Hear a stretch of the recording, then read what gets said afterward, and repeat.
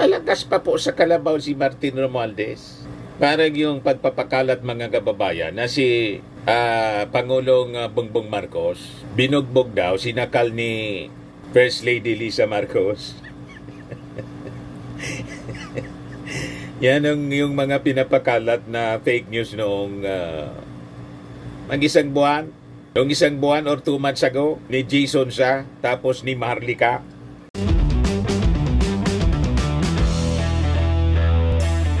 Ito naman po yung bago naming product na binibenta online.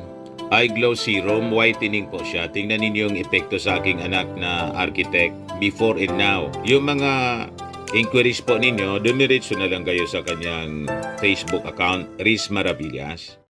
Nagnireact na mga kababayan yung kampo ni Speaker Martin Romualdez sa pinapakalat ng mga DDS at mga fake news vloggers na si Speaker Martin Romualdez daw na stroke, itinakbo sa isang ospital, sabi sa St. Luke's. Sabi ng kampo ni Martin Romualdez, we strongly deny niya the false and malicious rumors, yung pinapakalat na balita. Isabi ko sa inyo mga kababayan, pag mga vloggers ng mga DDS po, fake news, paninira, maging si Batangas Representative Jinky Luistro nagsabi, the speaker niya is in good health kasi kasama pa lang nila mga kababayan nang pumunta sa Palasyo Malacanang sa fellowship with President Bongbong Marcos. Sabi ko sa inyo mga kababayan, makinig kayo sa mga vloggers ng gobyerno. At kung kukuha kayo ng mga balita, dapat doon sa mga established po na mga news organizations. Huwag dito sa mga vloggers ng DDS. Kasi yung mga vloggers ng Duterte po, ang intensyon yan, manira. Mamaya, ibigay ko sa inyo po yung balita dito as published by Philippine Daily Inquirer at sa kanang ABS-CBN.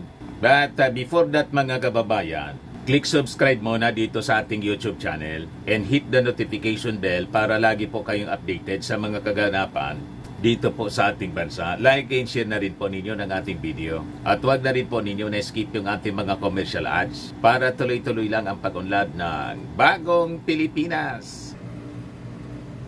At itong ating programa mga kababayan, atid sa inyo nitong ating mga sponsors. Firmax Firming and Lifting Cream. Pinapay po sa mga pulses in affected area. Mainam po ito sa mga pains at paninigas ng mga kaso-kasuan. Ito sa mukha naman yung application, anti-aging po siya. Ito iGlow Serum mga kababayan. Whitening po siya. Made in South Korea. Ito naman po, Ningxia Red Mix Fruit Drink. Gawa po siya sa goji berry. May anti-cancer properties po siya. At sa mga nagana po ng malinis and spacious fitness gym, pumunta lang po kayo sa aming Colossal Fitness Gym. May Grab car rental din po kami. At bills payment po sa aming office. At saka sa mga mahilig po sa mga imported bags, manood po kayo sa live selling ni Madam Aileen Rosales sa kanyang Aileen Closet po. Pati mga shoes, ito yung kanya po. Ito yung kanyang page. Kita ninyo, napakagandang mga online selling po siya. Si Madam Aileen Rosales. Cellphone number niya po, 773-798-7816. Balikan natin yung paninirang pore nitong mga DDS vloggers na pinapakalat nila na yung ating Speaker of the House na magiging susunod na Pangulo. Kaya gusto nilang tigbakin na si Martin Romualdez tulad ng wish ng kanilang poon, ng kanilang iniidolo na si Sara Duterte kasi tinik sa lalamunan. Tinik sa kanilang lalamunan mga kababayan si Speaker Martin. Kasi si Speaker Martin po ang pinaniniwalaan nila na successor ng ating Pangulong Bongbong. Tama kayo.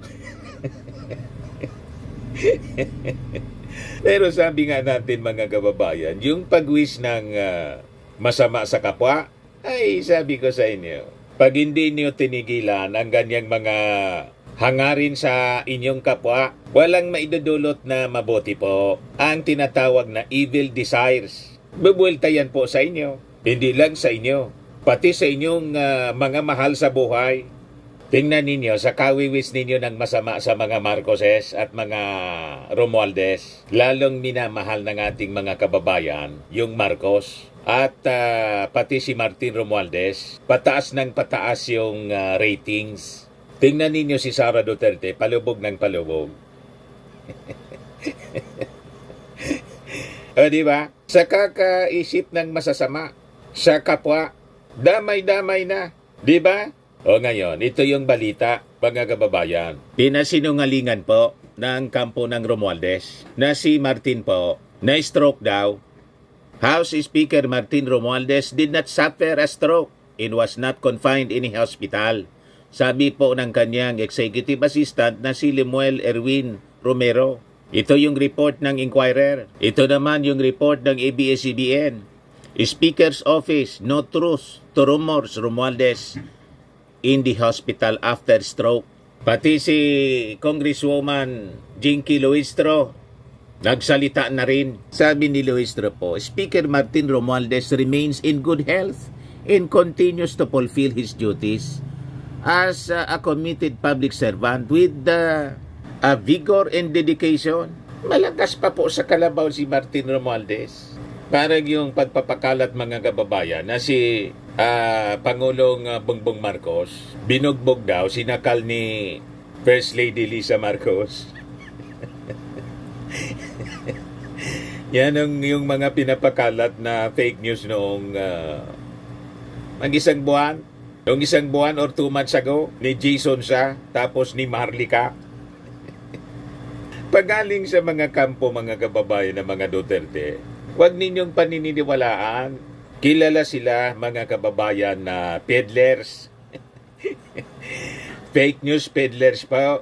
Kaya sabi ni Jinky Luistro, these baseless speculations not only distract from the meaningful work being accomplished in the House of Representatives but also undermine the integrity of our public discourse. As citizens, anya, we have a shared responsibility to combat the spread of fake news. I urge everyone to rely on verified and credible sources of information, especially when discussing matters that concern our nation's leaders. So sabi dito sa report ng Inquirer, the claims were echoed in December 6. Kahapon po pinakalat ng mga YouTube channels, yung mga dati pong fake news peddlers, yung General General's Viewpoint, Robin Sweet Showbiz Chikadoro, and Ako si Kabibig, which have amassed 251,944 views as of this writing. Yung General po na paulit-ulit na papakalat ng fake news, hindi pa kayo nadala. Pagkatapos itong mga channels na pang showbiz, isa mga pangalan pa lang po ng channel, alams na natin na Marites. Yan Robin Sweet Showbiz, naniniwala kayo dyan? Showbiz Chikadoro, tapos Ako si Kabibig. Mga bading ito po na mga vloggers, mga kababayan. Ikaramihan dito sa mga channels ng mga supporters ni Digong at ni Inday, lalo itong mga bading, santambak po ng mga chismoso.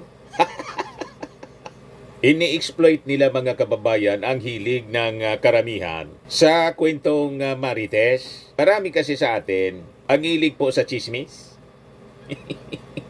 Para lang po magka-content. Kaya sabi po ni Romero, yung Chief Executive Assistant ni Speaker Martin, we strongly deny the false and malicious rumors being circulated online, claiming that the Speaker, si Speaker Martin Romualdez, suffered a stroke and is currently confined in a hospital. These allegations, are completely untrue and are clearly designed to mislead the public and sow confusion. Sabi ni Romero, Ang ating speaker anya is in excellent health and continues to perform his duties with dedication and focus. Madaling sabi po, malakas pa sa kalabaw si Martin Romualdez. Busy po si Martin Romualdez. Kasama pa lang yung ating Pangulong Bongbong Marcos along with other national and local government figures at the year-end event of the League of Provinces of the Philippines. Kaya sabi ni Romero, we urge anya everyone to rely only on verified and official sources of information and to reject disinformation that seeks to undermine the trust in our leaders and institutions. Sabi ko sa inyo, huwag kayo pong pauuto sa mga balita nitong mga vloggers na alyado po sa mga Duterte. Pero nasa sa inyo yan kung gusto ninyong paulit-ulit na niloloko. Buhay ninyo yan. Tama pa? Kung nag-enjoy kayo sa panonood sa mga fake news, di okay. Pagluluko ninyo yung sarili ninyo. Nasa sa inyo po yan. Basta sinabi na namin sa inyo po, pag mga vloggers po, allied with the Dutertes, magduda na kayo po. Kasi ang mga kwento niyan, laging may karga. Laging may karga po. Pare-parehas kasi sila. Tulad ng amo nila at mga kaibigan nila. Tulad ni Panilo, ni Harry Roque. Pag bumuka po ang bibig ni Panilo ni Harry Roque, magduda ka na. Tulad nito, may sinasabi na naman po si Panilo. Ayan po sabi ni Panilo rito. Taktika ang impeachment complaints laban kay Sara Duterte. Tanong naging taktika ng Marcos na ayaw nga ng ating Pangulong Bongbong? Kasi, ang tingin ko po, personal analysis ko po. Kasi hindi ko man po nakausap yung presidente at wala mang sinabing official statement yung kanyang Presidential Communications Office kung saan may direkta tayong contact. Ito'y akin lang pong analysis. Yan ang rason kung bakit tinext ng ating Pangulo yung Congress na wag na niyan yan. Kasi tingin ng ating Pangulo, other than yung sinabi na niya, it will just tie the Congress, the Senate, and the House of the Representatives. Matatali lang sa isang bagay niya na hindi importante. Si Sara niya, hindi man importante niya si Sara. At saka alam ng ating Pangulo na may mga kalyado pa si Sara sa Senado. Halimbawa, may impeach sa Congress na isend sa Senado. Anong garantiya na makukonvict si Sara na ang kailangan ni Sara lang na boto para ma-acquit 8, pero para ma-convict 16? Maybe, mga kababayan, after 2025 midterm elections, kung yung mga kaalyado na re-electionista sa Senado ni Digong at ni Sara, lahat matalo. Tulad ni Bongo, ni Bato, ni Aimee. Pag halimbawa, siguro, tingin ng ating Pangulo, mananalo ang impeachment sa Senado, siguro hindi na magtitext. Sa tingin ko man lang po, sa analysis ko, hindi na siya magtitext sa Congress, diretsuan na niya. Ano ba? Baka ang text ng ating Pangulo kay pinsan, diretsuan mo na niya pinsan? Sigurado na niya? Hindi man po susubo yung ating Pangulo sa hindi sigurado. Sigurista po si PBBM. Matalino yung ating Pangulo. Kaya nakita ninyo, hirap yung, minority group, minority bloc, sa pagkumbinsi ng majority members ng Congress. Kahit na nga po, patong-patong na yung ebidensya na nakakalkal ng Committee on Public Accountability. Tambak na yung ebidensya pero parang hindi desidido po ang majority ng members ng Congress na ipasa po yung impeachment sa House of Representatives. Kaya malabo itong analysis ni yung spin po ni Panelo. Malabo pa sa sabaw ng pusit na taktika ng ating Pangulo. Paanong taktika? Ayaw nga ng ating Pangulo eh. Ngayon sabi ni Panelo rito, isang taktika lamang umano para pigilan si Vice President Sara Duterte na tumakbo sa pagkapangulo sa 2028 ang mga inihaing impeachment complaints laban sa kanya. Sabi ni Panelo, dilaw, kaliwa at ang kaalyado ng presidente magsasama-sama yan dahil sa isa lang kalaban, sabi ni Panelo. Dagdag pa ni Panelo, wala raw pakinabang ang impeachment sa mamamayang Pilipino at dapat ay sampahan na lang ng criminal case si Duterte. Iyon naman talaga po. Kaya nga patong-patong yung kakarapin na asunto ni Sara. Kailang iwas po siya sa NBI. Ang humarap pa lang po sa NBI si Trixie. So sabi ni Panilo, kapag daw kasi natanggal ang Vice Presidente sa pwesto, ay hindi na ito maaaring tumakbo sa kahit anong posisyon sa pamahalaan. Kung maganap ito, posible anyang si Senador Robin Padilla ang isabak ng kanilang kampo sa 2028 presidential elections. Di isabak ninyo ang paki namin. Wala kaming paki kung sino yung gusto ninyong ilaban. And in fact, kahit lumaban pa si Sara, hindi nga interesado yung ating Pangulo sa impeachment po eh. Ilaban ninyo. Wala man pumipigil. Walang katotohanan yung mga kwento ninyo na. Kaya gustong ipa-impeach para walang kalaban ang administration candidate. Hindi po hindi natatakot ang ating administrasyon sa sino man gusto ninyong ilaban sa 2028 election.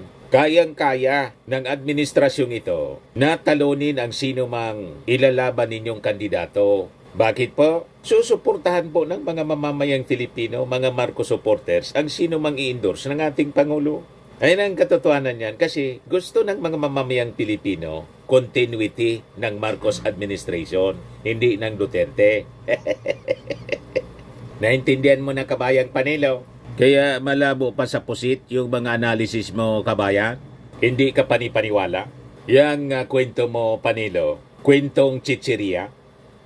Hindi ka panipaniwala yung mga pangalan tulad ng Mary Grace Piatos? Kaya nga, sabi rito sa latest na balita, pati yung more than 600 na mga pangalan po, ipapacheck na sa Philippine Statistics Office, sa Philippine Statistics Authority. Ito na yung sulat ng Committee on Good Government ni Congressman Chua. Sumulat na po kay Yusek Clear Dennis Mapa, National Statisticians and Civil Registrar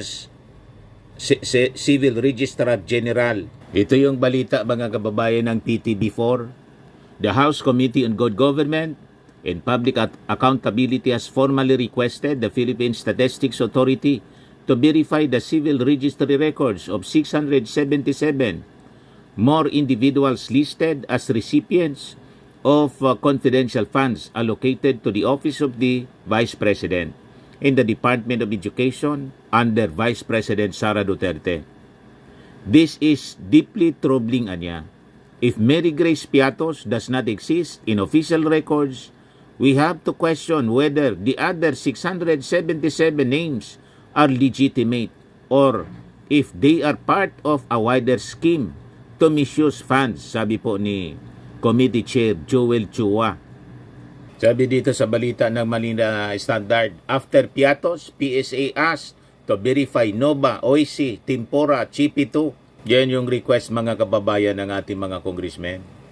Lokayin na po yung mga panindang chichiria po sa mall. Idinamay po ni Sara Duterte. Kaya dito sa SM Mall mga kababayan, bumili kami ng chichiria para ipamigay na regalo. Nagkaubusan na ng Piatos. You see, pinagkakitaan mga kababayan itong mga taong ito, yung chichiria, para ma-justify yung confidential funds, yung pagastos.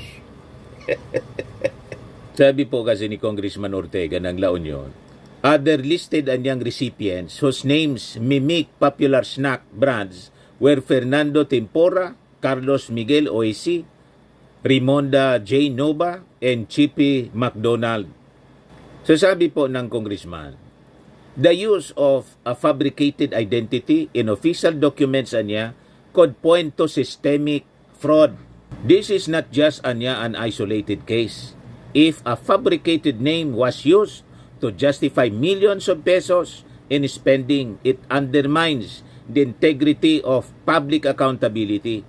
It also raises the question how many more fake names might be buried in those ERs. Kaya tuloy po mga kababayan, ang hearing ng committee ni Congressman Joel Chua para halukayin ang mga anomalya na nangyari po sa paggastos ng confidential funds ni Sara Duterte. Kaya halimbawa man i-endorse nila, sisiguraduhin mga kababayan nitong mga congressmen na mananagot ang dapat managot. Kaya hindi basta-basta po ini-endorse ng majority sa members ng Congress yung impeachment ng minority bloc. Wala man pong consistent sila sa kanilang stand. Walang kinalaman sa impeachment complaint ng minority bloc, yung majority. Tingnan natin next week kasi may third impeachment complaint na hinihintay pa po before i-transmit kay Speaker Martin Romualdez. Sa mga naghanap ng malinis and spacious fitness gym, pumunta lang po kayo sa aming Colossal Fitness Gym. We also offer Grab Car Rental with our brand new 2023 model ng Toyota Innova. We also accept booking for those who are planning to travel via PAL, Cebu Pacific, and other airline companies, local and international, and bills payment for Meralco Bills, PLDT, Aleco Bills, etc. Ang Colossal Fitness Gym is located at 3rd floor Security Bank Building, Landco Business Park, Legazpi City, Albay. For inquiries, look for Chilon Maravillas. Contact number 0966-802-0949. Yan yung aming Innova. Lagi na pong matao sa amin. Pati mga foreigners po, tingnan ninyo, mga British tourists sila. Ang lalaki ng katawan na, mga kababayan, nag-gym sa amin. Ito naman po, Indian National. Ito mga mga European sila. Ito naman yung bago naming product na binibenta online, iGlow Serum. Whitening po siya galing sa South Korea. Tingnan ninyo yung epekto sa aking anak na architect entrepreneur, Riz Maravillas. For inquiries, look for Riz Maravillas on FB. Ito naman po, Firmax Firming and Lifting Cream. Pinapahid po ito sa mga pulses and affected area. Mainam po ito sa mga pains at paninigas na mga kasukasuan. Ito po, Automax Radiant Serum. Sa mukha naman yung application. Anti-aging po siya. You will look 10 years younger than your age. Sa mga cancer patients naman po, baka lang gusto niyo itong itry. Nengxia Red Mix Fruit Drink. Hindi man po siya gamot, food supplement siya. Kaya lang, gawa siya mga kababayan sa goji berry. Yung goji berry may anti-cancer properties. Yung mga inquiries ninyo, dumiretso na lang kayo sa aming messenger sa Facebook para masagot namin agad. Ayos po. Ako po si Dante Maravillas. Bye-bye. God bless.